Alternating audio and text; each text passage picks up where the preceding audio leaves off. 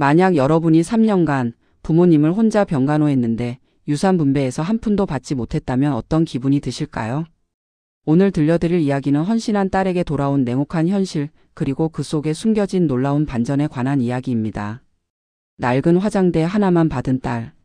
하지만 3개월 후 그 화장대 속에서 발견한 것은, 이 영상이 마음에 드셨다면 좋아요와 구독 버튼을 눌러주세요. 여러분의 작은 응원이 더 좋은 이야기를 만드는 큰 힘이 됩니다. 그럼 지금부터 시작하겠습니다. 김 병간호의 시작. 수희는 병실 창가에 앉아 깊은 한숨을 내쉬었다. 어느덧 어머니를 모시고 병원과 집을 오가며 보낸 시간이 3년을 훌쩍 넘겼다. 처음엔 몇 달이면 괜찮아지실 거라 생각했다. 하지만 85세의 고령이신 어머니는 점점 쇠약해지셨고 치매 증상까지 시작되면서 병간호는 끝이 보이지 않는 긴 터널이 되어버렸다. 수희야. 물. 희미한 목소리에 수희는 벌떡 일어나 어머니께 물을 떠드렸다. 떨리는 손으로 물컵을 받아 드시는 어머니의 모습을 보며 수희는 마음 한편이 저려왔다.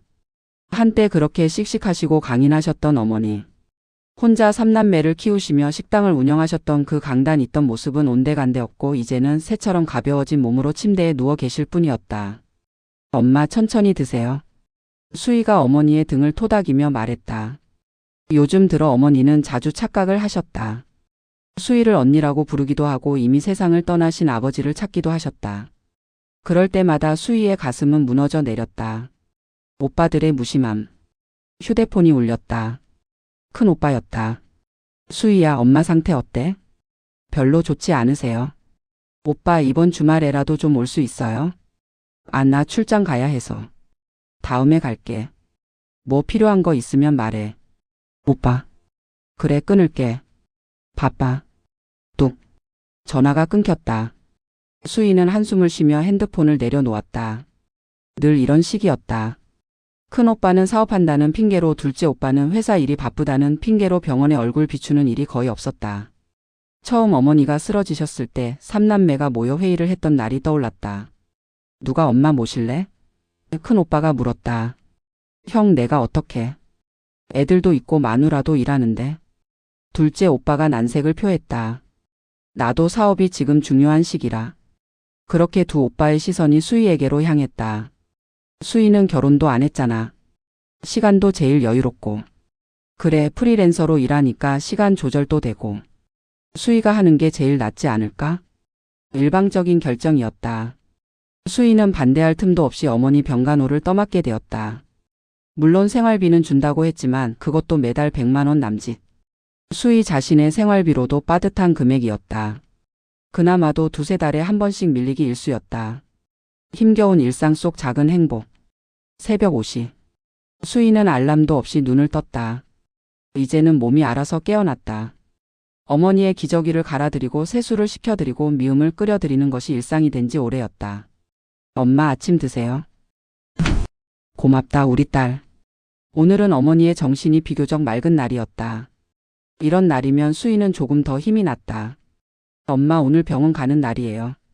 검사 받으셔야 해요. 그래. 수희야, 내가 너무 미안하구나. 무슨 말씀을 그렇게 하세요? 저는 괜찮아요. 하지만 괜찮지 않았다. 밤낮 없이 이어지는 병간호에 수희는 점점 지쳐갔다. 친구들의 결혼 소식을 들을 때마다, SNS에 올라오는 그들의 행복한 일상을 볼 때마다 마음 한구석이 허전했다. 37. 어느덧 수희의 나이도 적지 않았다. 그럼에도 불구하고 어머니와 단둘이 보내는 이 시간이 마냥 괴롭지만은 않았다. 오히려 감사할 때가 더 많았다. 치매로 인해 과거와 현재를 오가시는 어머니와의 대화 속에서 수희는 전에는 몰랐던 어머니의 삶을 알게 되었다. 화장대 이야기. 어느 날 오후 어머니가 갑자기 수희의 손을 꼭 잡으셨다. 수희야. 네 엄마. 우리 집에 안방에 있는 화장대 있지? 네 알아요. 엄마가 제일 아끼시는 거. 그거 절대 버리면 안 된다. 알았지? 어머니의 목소리에 힘이 실렸다. 평소와 달리 또렷한 정신으로 수희를 바라보셨다. 버리지 않을게요 엄마. 그 화장대는 내가 시집 올 때 친정아버지가 만들어 주신 거란다. 앞마당에 있던 100년 넘은 느티나무를 베어서 석 달 동안 정성껏 다듬고 또 다듬어서 만들어 주셨지. 수희는 처음 듣는 이야기에 귀를 기울였다. 그때는 혼수 살 돈도 없었거든. 그런데 아버지가 목수였던 동네 이웃 어르신께 부탁해서 직접 만들어 주셨어. 마을에서 제일 아름다운 화장대라고 소문이 날 정도였지.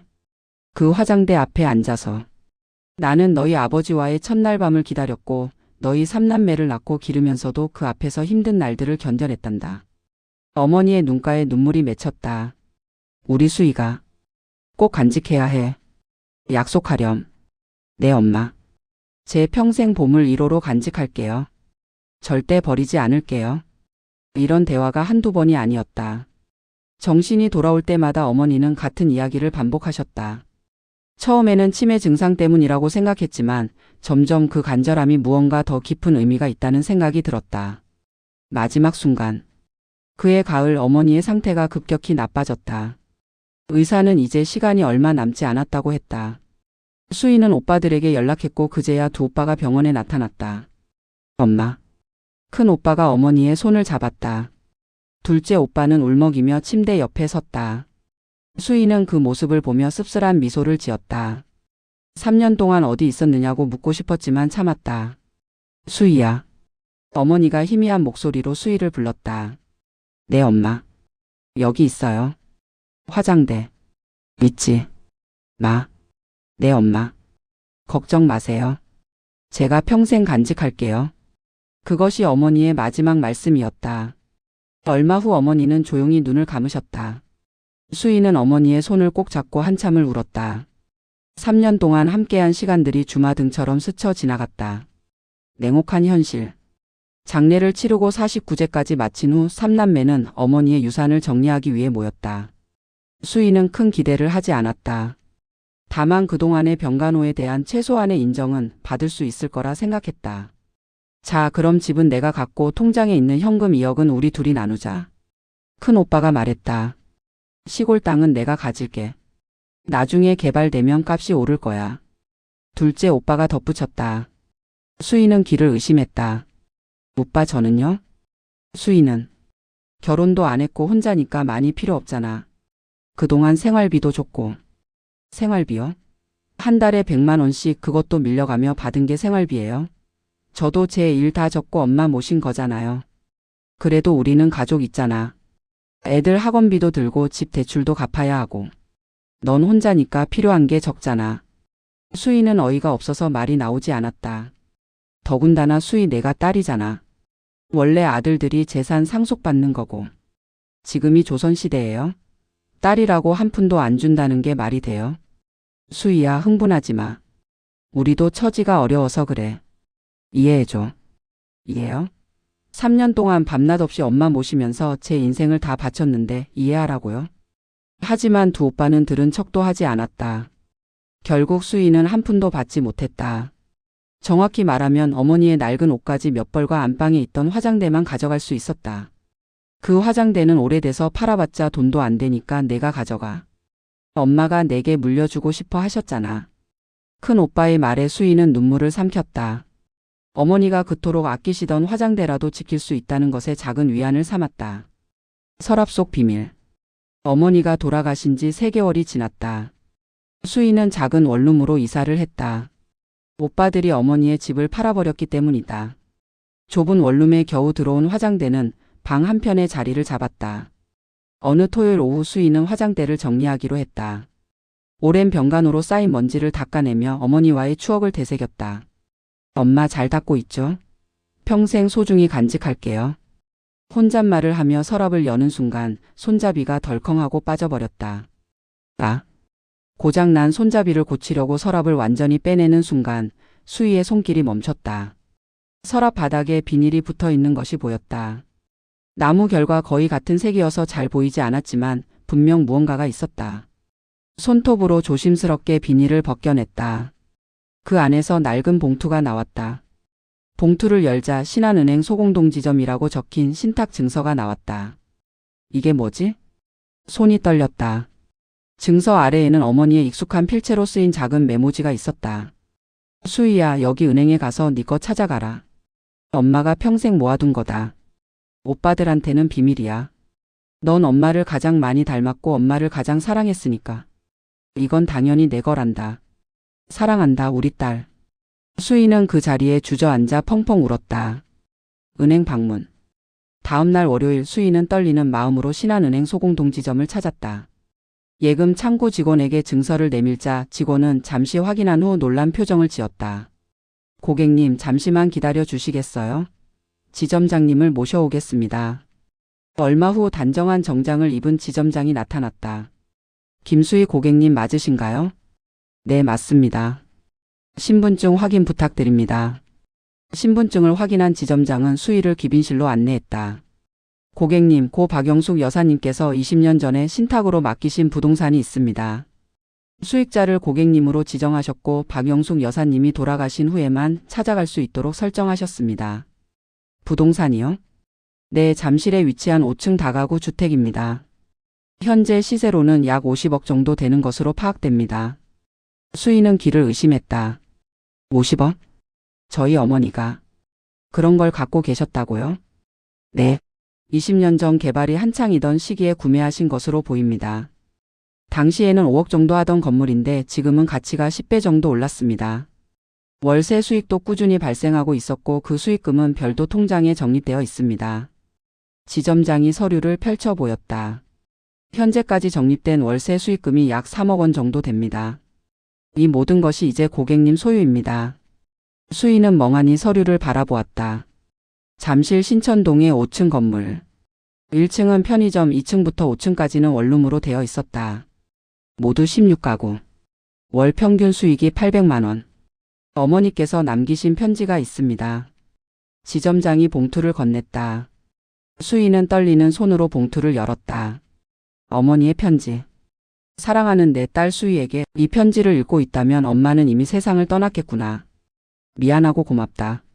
수희야, 엄마가 식당을 하면서 악착같이 모은 돈으로 20년 전에 이 건물을 샀단다. 내 오빠들도 몰라. 아무도 몰라. 오직 나만 알고 있는 비밀이었지. 왜 비밀로 했냐고? 엄마는 알고 있었어. 내 오빠들이 좋은 아들들이긴 하지만 돈 앞에서는 달라질 거라는 걸. 그리고 넌 결혼도 안 했고 딸이라는 이유로 홀대받을 거라는 것도. 수희야, 넌 어릴 때부터 참 착했어. 오빠들이 내 장난감 빼앗아 가도 울지 않고 양보했지. 아버지 돌아가시고 엄마 혼자 힘들 때도 넌 중학생인데도 식당 일 도와주며 엄마 괜찮아요.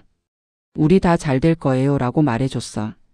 그 말이 엄마한테 얼마나 큰 힘이 됐는지 모를 거야. 엄마는 알았어. 내가 아프면 내가 날 돌볼 거라는 것도. 그리고 그 과정에서 내가 많은 걸 희생할 거라는 것도. 미안해 수희야. 정말 미안해. 그래서 엄마는 준비했단다. 내가 평생 고생하지 않고 하고 싶은 일 하면서 당당하게 살 수 있도록. 이 건물은 내가 일하지 않아도 매달 안정적인 수입을 가져다 줄 거야.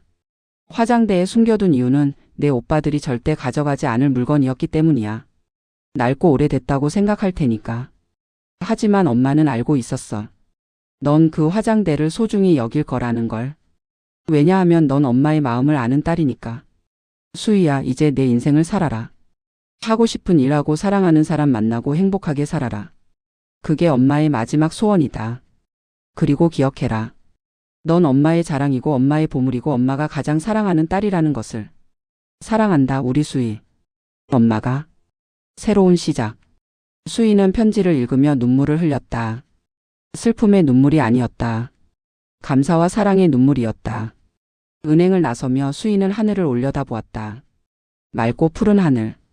어머니가 어딘가에서 자신을 지켜보고 있을 것 같았다. 엄마 고마워요. 정말 고마워요. 엄마가 주신 이 선물 소중히 쓸게요. 그리고 행복하게 살게요. 엄마가 원하신 대로. 그날 저녁 큰 오빠에게서 전화가 왔다. 수희야, 요즘 어떻게 지내? 잘 지내요, 오빠. 그래. 저번에는 미안했다. 우리가 좀 심했지? 괜찮아요, 오빠. 저 정말 괜찮아요. 수희의 목소리에는 더 이상 서운함이 없었다. 오히려 평온함이 가득했다. 다음 주에 밥 한번 먹자. 내가 살게. 네, 오빠. 다음엔 제가 살게요. 전화를 끊고 수희는 화장대 앞에 앉았다. 거울 속 자신의 얼굴이 보였다. 어머니를 닮은 얼굴. 그리고 어머니처럼 강인한 눈빛. 엄마, 저 이제 알 것 같아요. 왜 이 화장대를 그렇게 소중히 여기라고 하셨는지. 이건 단순한 가구가 아니라 엄마의 사랑이었네요. 세상에서 가장 값진 보물이었어요. 수희는 화장대를 쓰다듬으며 미소 지었다. 이제 그녀의 인생에 새로운 장이 열리고 있었다. 그리고 그 시작은 언제나 그랬듯이 어머니의 사랑이었다. 에필로그. 수희의 이야기는 여기서 끝이 납니다. 어머니는 생전에 아무 말씀 없이 조용히 준비하셨습니다. 딸이 겪을 고통과 희생을 알고 계셨기에 그 어떤 것보다 값진 선물을 남기신 것입니다. 진짜 사랑은 목소리 높여 외치는 게 아니라 이렇게 조용히 그리고 깊게 준비되는 것인지도 모릅니다. 화장대는 단순한 가구가 아니었습니다. 그것은 어머니의 지혜였고 사랑이었으며 딸을 향한 마지막 선물이었습니다. 여러분은 이 이야기를 보시고 어떤 생각이 드셨나요? 혹시 비슷한 경험이 있으시거나 이 상황에서 수희가 어떻게 했어야 한다고 생각하시나요? 댓글로 여러분의 솔직한 의견을 들려주세요. 이 영상이 감동적이었다면 좋아요 버튼을 눌러주시고 구독과 알림 설정으로 앞으로도 더 많은 이야기를 함께 해주세요.